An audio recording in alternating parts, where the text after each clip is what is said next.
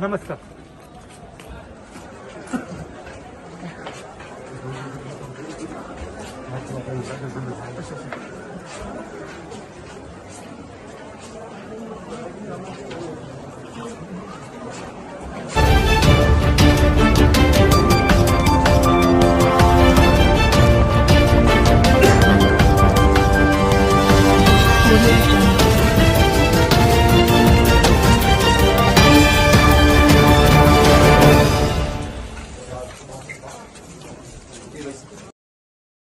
नमस्कार, मैं कुलदीप भारद्वाज नमस्कार इंडिया की आज रात 9 बजे की छोटी सी चर्चा के अंदर आपका हार्दिक अभिनंदन करता हूं। सबसे पहले मैं जानकारी आपको दे दूं कि जो सीबीडीटी है उसने आयकर विवरण अर्थात इनकम टैक्स रिटर्न भरने की अंतिम तारीख आखिरी तारीख बढ़ा दी है और अब 31 दिसंबर कर दी गई है नई तारीख, अर्थात अब आप अपने इनकम टैक्स रिटर्न 31 दिसंबर तक भर सकते हैं। बाकी अफगानिस्तान के हालात कुछ उसी प्रकार के हैं। दो पत्रकारों की फोटो या वीडियो रिलीज किया गया जिसके अंदर तालिबानियों ने उन पत्रकारों को जिन्होंने महिलाओं का जो मार्च था जो हमने दिखाया था उसको कवर करने के जुर्म में उन्होंने उन पत्रकारों ने उस महिलाओं के उस मार्च को कवर किया था और बहुत बुरी तरीके से नृशंस तरीके से उनको मारा पीटा गया है। उनके शरीर पर बहुत बुरी तरीके के घावों के निशान हैं और कहा जा रहा है, बेशक तस्वीरें सामने नहीं आई, लेकिन कहा जा रहा है कि कुछ महिलाओं को भी इस ही प्रकार के दंड का भागी बनना पड़ा है, कोप भाजन का भागी बनना पड़ा है। मैं तो ये कहूंगा। एक बात और ध्यान रखिएगा कि अब all India institute of medical sciences के अंदर अर्थात जिसको हम एम्स बोल देते हैं, वहां पर बहुत जल्दी जो है भारत बायोटेक का जो है नेजल वैक्सीन का ट्रायल शुरू हो जाएगा और अगर ऐसा हो जाता है तो ये बच्चों के लिए एक वरदान साबित होगा। गौर कीजिएगा। एक जो इस समय सबसे ज्यादा खबर आज जो बहुत ज्यादा चर्चा में जा रही है वो है राहुल गांधी का जम्मू का 2 दिन का दौरा और उसमें भी आज राहुल गांधी माता वैष्णो देवी जी के मंदिर पहुंचे, वहां पर दर्शन किए, तो उसको बहुत ज्यादा प्रचारित किया जा रहा है। ठीक है, राजनीतिक टिप्पणी अपने अपने तरीके से आती है क्योंकि राहुल गांधी या विपक्ष का अगर कोई नेता कहीं भी चला जाए, मंदिर चला जाए तब भी कुछ ना कुछ कहना है, मस्जिद चला जाए तब भी कुछ ना कुछ कहना है, टीपू सुल्तान की मजार पर अगर चला जाए तो राकेश टिकैत का भी कुछ लोग फोटो वायरल कर रहे हैं कि वहां देखिए। अरे भाई क्या बताइए, ये लोग क्या भारत के नहीं थे क्या? क्या हिंदुस्तान के नहीं थे क्या? वहां जा नहीं सकते क्या? अगर कोई मजार, कोई स्थल इस प्रकार का, कोई मकबरा ना कोई समाधि अगर बनी हुई है तो दुनिया जाती है। आप लोग कोई छुप कर जाता होगा, कोई किसी तरीके से जाता होगा, जाते हैं।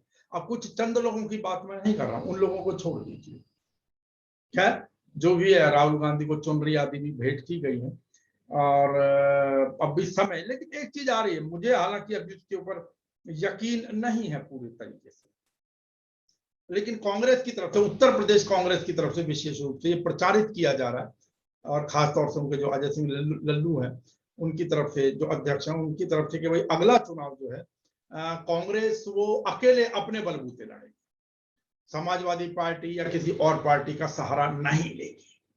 यदि ऐसा है, मैं तो ये कहता हूं कि ये बहुत अच्छा निर्णय है। हो सकता है इस बार परिणाम ठीक ना, लेकिन भविष्य के लिए ये कांग्रेस को जीवित कर जाएगा, अर्थात पुनर्जीवित कर जाएगा, अर्थात अभयदान दे जाएगा।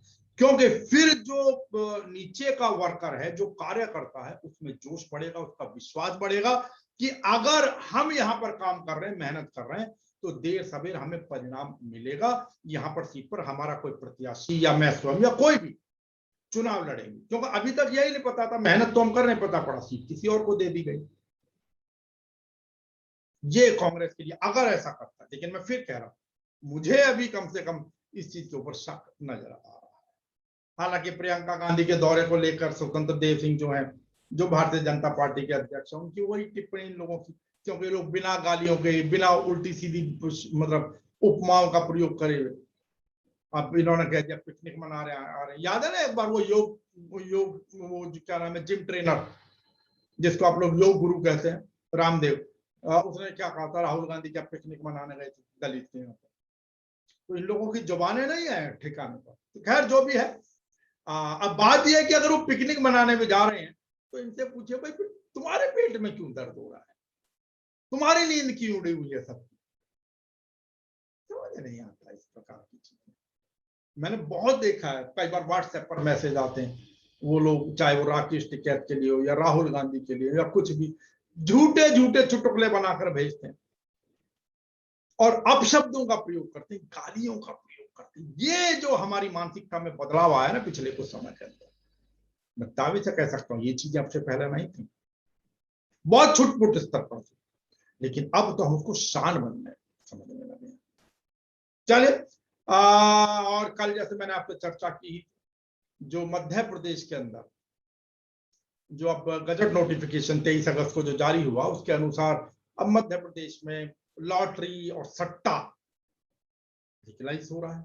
और उसके लिए जो प्रज्ञा ठाकुर हैं, जो मेंबर ऑफ पार्लियामेंट हैं, तो अब साध्वी मैं इसलिए नहीं कह रहा हूँ, ठीक है चलन में साध्वी कहा जाता है, लेकिन क्योंकि साधु और साध्वी की तो जो व्याख्याएं हैं जो हमारे शास्त्रों के अनुसार है, उसके अंदर तो बहुत सारे नियम हैं, और आज के समय में इन लोगों के बस की तो, और खासतौर से जो राजनीति में आ गए तो उनके बस की उन चीजों का पालन नहीं, कोई इक्का दुक्का, हाँ ज्यादातर चीजों का बताया जाता है कि भाई योगी आदित्यनाथ बहुत सारी चीजों का पालन करते हैं। पर चलिए, मैं उन्हीं प्रज्ञा ठाकुर जी की बात कर रहा हूँ जिन्होंने समर्थन किया कि भाई नहीं, इससे तो आय बढ़ेगी, बहुत सारे लोगों को रोजगार मिलेगा। देखिए कि सबसे बड़ा लॉटरी होगी, किस स्वरूप होगा, उसके लिए कोई ना कोई मापदंड तैयार होंगे, कोई ऊपर बॉडी होगी, अगर सर कुछ नहीं है। जब आप सट्टा खिलाएंगे, सट्टे का मतलब ये है कि 100 में से बामुश्किल 2 लोगों की कमाई, 98 में डूब नहीं है, घर बर्बाद हो नहीं है। पीछे याद कीजिए, नंबरों के सट्टे लगते थे दिल्ली में, और आसपास भी रहते होंगे उस समय, लोगों ने वहीं पहले दिन 1 नंबर पर सट्टा लगाते हैं, फिर 2 3, फिर उनको पता है भाई 9 के 9 नंबर उठाइए कोई से, उन पे पहले दिन इतने पैसे, फिर अगले दिन डबल कर दीजिए, तीसरे दिन ट्रिपल कर दीजिए, उस दिन आएगा तो हफ्ते 10 दिन बाद भी खुलाते। तो कुल मिलाकर जब तक लोग सुसाइड करने लगेंगे, घर बर्बाद होने लगेंगे, मकान बिक जाएंगे, तब अमून अंत में क्या होगा कि बेचारी महिलाएं जो हैं वो निकलकर सड़कों पर आएंगी, हाय तौबा मचाएंगी, विरोध प्रदर्शन करेंगी, और उसके बाद। लेकिन आज के समय में कुछ लोग कहते हैं भाई इस प्रकार, भाई बात ये है, प्रज्ञा ठाकुर जैसे ये लोग एक्चुअली इस प्रकार की बकवासों के लिए, इन प्रकार के शब्दों का प्रयोग करने के लिए, ये लोग ब्रांड एम्बेसडर हैं बेसिकली पार्टी के। गौर कीजिएगा, जबान फिसलती नहीं है, इनको पूरा प्रशिक्षण दिया जाता है और उतनी क्लिप रिलीज कराई जाती है। ये ब्रांड एम्बेसडर हैं, चर्चा में ले आइए, जो चीज पहले अवैध थी अब उसको वैध करने के लिए चर्चा में ले आइए। सुंदरलाल पटवानी जी ने भी 1990 से 92 के दौर के अंदर, उन्होंने भी, क्योंकि लॉटरी अवैध रूप से सट्टा चलता था मध्य प्रदेश में, तो लोग उस तरफ ना हो इसलिए लीगलाइज कर दिए। अब ड्रग्स भी अवैध रूप से कारोबार, दुनिया को पता, पूरी फिल्म इंडस्ट्री और दुनिया भर के लोग ले रहे हैं, बड़े बड़े क्लब्स के अंदर जहां डिस्को थी, सॉरी, इन जगहों पर इन चीजों का प्रयोग होता है, तो इसका मतलब लीगलाइज कर दीजिए इसको भी, चल को यही कुछ होगा ना। ये कोई तर्क नहीं होता है कि पहले नहीं मिल रही थी क्या, पहले बाहर नहीं मिलता, बाहर ये काम नहीं होता, अरे बाहर होता है तो खैर, अब देर से बेर क्योंकि इन चीजों को चर्चा के अंदर ले आया गया है, चर्चा के अंदर क्या होगा, एक माहौल बनेगा। और माहौल बनने के अंदर एक चीज मैं और कह दूं, खाली ये नहीं कि भारतीय जनता पार्टी की सरकार, चुरहट लॉटरी कांड आपको याद होगा, अर्जुन सिंह जी के समय वाला, वो भी मध्य प्रदेश का था। असल में क्या होता है, ये जो कुछ बड़ी बड़ी मानसिकता वाले लोग आ जाते हैं ना, सरमाएदार टाइप लोग, माफिया टाइप लोग, या जो भी, अब इनका राजनीति के अंदर दखल तो होता ही है, असल में नीचे से सबका मुख समर्थन होता है। और ये भी जो चीज सट्टा है, खिलाएगा कौन, क्या खाली सरकार ना, इसके अंदर बड़े बड़े लोग घुसेंगे, बड़े बड़े लोग सट्टा खिलाएंगे। 2 नंबर में जो भी कह लीजिए, तो होगा क्या, उन लोगों के घर भरेंगे, आम आदमी बर्बाद होगा। और सट्टा मैं तो कहता हूं ये भी बंद करना चाहिए, जो चने पे, गेहूं पे, और आपके चांदी पे, जिंक पे, इन पर भी जो सट्टे लगते हैं मल्टी कमोडिटी एक्सचेंज के माध्यम से, मैक्सिमम आदमी डूबता है वहां पर। और कई बार तो होता है कि जो जिस रेट पर रात को बाजार बंद हुआ, सुबह खुलता हुआ अजीब कई कई सर्किट तोड़ते, क्यों, क्योंकि जो बड़े बड़े लोगों के नाम आते हैं कि वो दोनों तरफ बैठे होते हैं, खरीद और बेच वाली तरफ, कमाते वही लोग हैं। मगरमच्छ तो छोटी मछलियों को निपटाते। खैर, और दूसरी बात ये जुआ सट्टा जो भी कुछ है, इन जुओं को लीगलाइज, महाभारत में देखा क्या हाल हुआ महाभारत। लेकिन वही बात है, क्योंकि उस समय भी जो सत्ता होती थी वो ओवर पावर कर जाती, सत्ता अपनी सत्ता के नशे में चूर होने के कारण इस प्रकार के निर्णय लेती, और अभी भी कमोबेश वही हो रहा है, क्योंकि सत्ता आज मेरी है, पूरे तरीके से है। और उससे भी बड़ी चीज, अगर मैं नकारूं तो फिर वही हिंदू मुस्लिम, या ये बता दिया जाएगा कि इससे तो ये सत्ता बेहतर है, नहीं तो पहले ये होता था, नहीं तो मुस्लिम सत्ता में आ जाएंगे, नहीं तो आप अब लुट जाओगे। अब आप सोच लीजिए, आपको शेर पालना है या क्या करना है। भाई शेर तो मांसाहारी होता, हमें तो नहीं पालना। शेर मांसाहारी नहीं, शेर होता नरभक्षी होता है, मांसाहारी तो है लेकिन नरभक्षी होता है। हमें तो नरभक्षी जीव नहीं चाहिए था। आपने ये वहम पाल लेना, अब तक ये हुआ, वरना मुस्लिम सत्ता पर काबिज हो जाए। अरे यार, क्या आप क्या पढ़ाना चाह, कौन सत्ता पर काबिज हो जाएगा? मतलब इसका मतलब तुम्हारी हर गलत चीज को हम स्वीकारते चले जाएं सिर्फ इसी कारण। लेकिन उससे बड़ी चीज मैं फिर कहूंगा, क्यों कि जो विपक्ष है वो कायर है, वो नपुंसक है, कहीं खुलकर नहीं आते। और यही कारण है कि धीरे धीरे आम आदमी इस प्रकार की अवैध गतिविधियों को स्वीकारने लगता है। एक समय में दारू शराब भी हेय दृष्टि से देखी जाती थी, लेकिन आज देख लीजिए सड़कों पर क्या हो रहा है।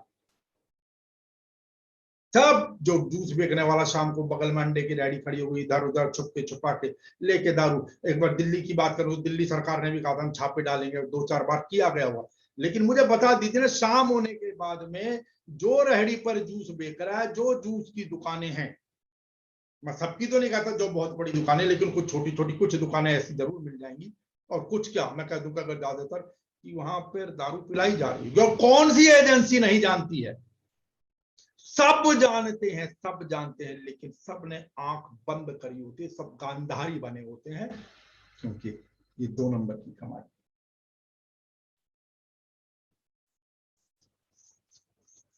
खैर, अब क्योंकि सत्य तो ये है कि विल पावर, इच्छा शक्ति इस प्रकार की चीजों को समाप्त करने के लिए राजनीति में तो कम से कम नहीं, और जब तक राजनीति में नहीं होगी तब तक बाकी की जो एजेंसीज है वो ईमानदार नहीं होगी, वो मौका काटते ही कुछ ना कुछ अपना लाभ उठाएंगे।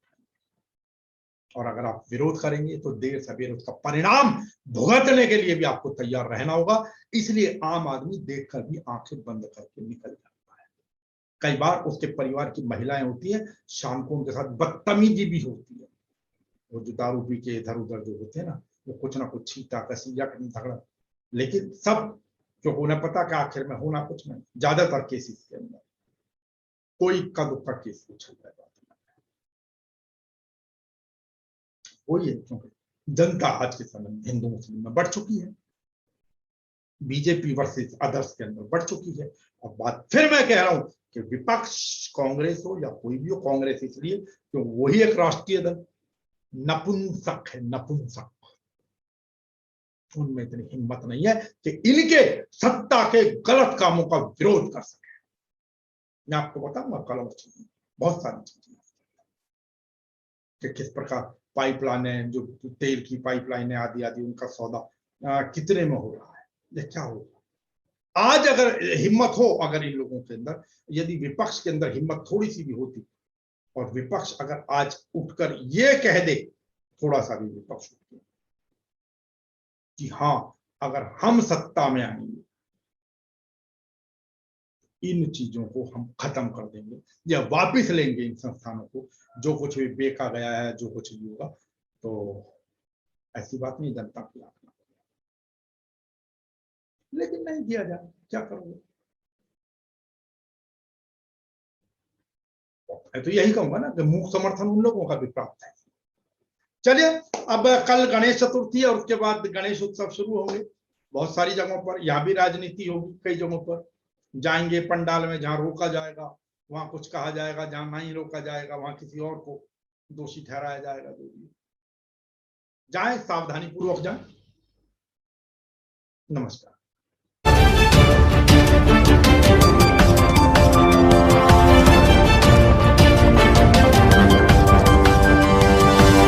audio